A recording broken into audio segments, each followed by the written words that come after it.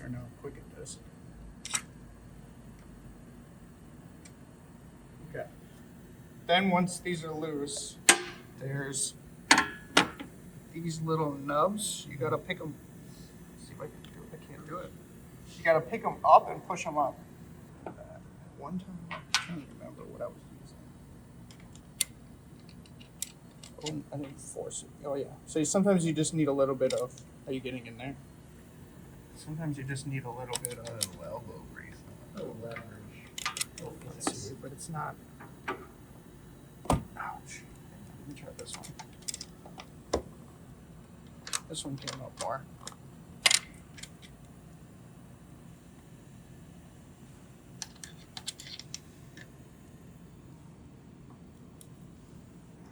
There we go. Yep. That's now they're get in there. Wait, always be like that. Now they're in the vertical position. Huh.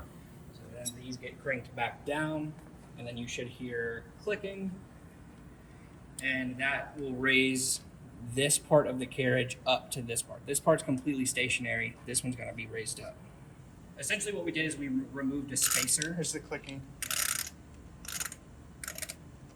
That's normal. So essentially we just removed a spacer, so now this can be cranked up.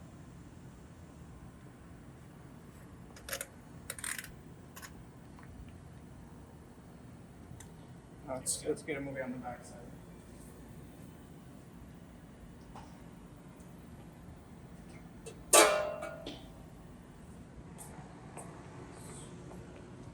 Here's the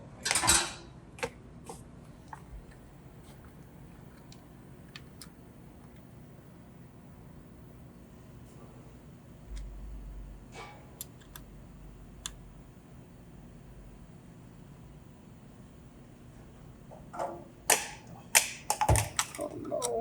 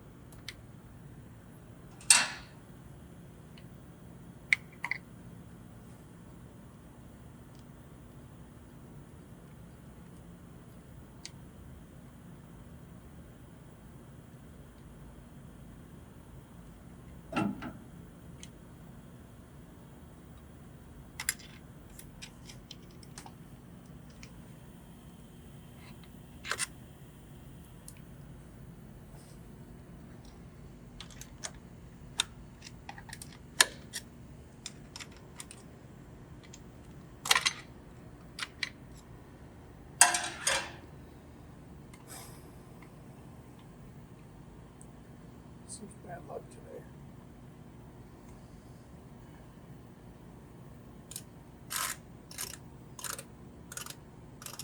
I love that sound. I know it does sound cool. It's very satisfying. Maybe we'll get a sponsorship from Stoll for making all these great instructional videos. That'll be cool. Send us another machine. What'd you say? They'll send us another machine. Because we're stealing their training, yeah. For free. That would be dumb though, because like the more people who know how to use their machines, the more people who think would be interested in buying it, right? They charge you to train them? Yeah. What's their fee?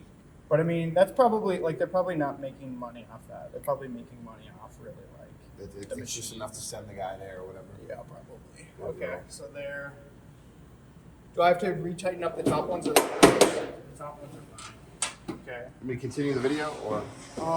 No, because actually we have another video on